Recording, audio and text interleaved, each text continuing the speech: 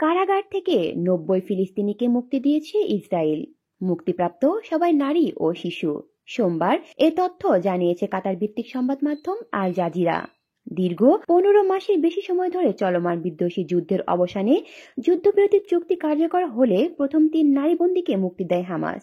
এরপর কারাগার থেকে 90 ফিলিস্তিনিকে মুক্তি দেয় ইসরায়েল।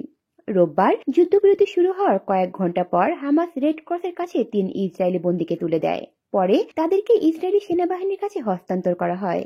হামাস বলেছে, গাজা থেকে প্রতিজন বন্দীর মুক্তির বিনিময়ে ইসরায়েলের কারাগার থেকে 30 জনকে ফিলিস্তিনি বন্দীকে মুক্তি দেওয়া হবে। মুক্তিপ্রাপ্ত বন্দীদের মধ্যে রয়েছে খালেদা জারার নামের একজন রাজনীতিবিদ। তিনি অধিকৃত পশ্চিম তীরে popular front for the liberation of প্যালেস্টাইনের নেতা, যারা এর আগে ইসরায়েলের দাখিলদারিত্ব সম্পর্কে প্রকাশ্যে বিবৃতি দিয়েছিলেন।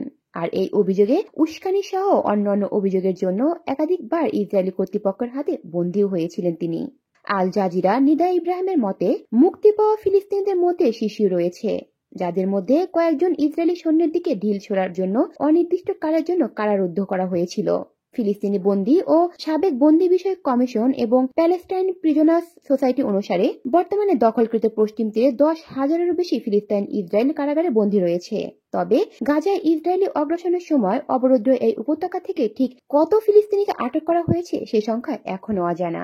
কলি শিকদার, বাংলা নিউজ নেটওয়ার্ক।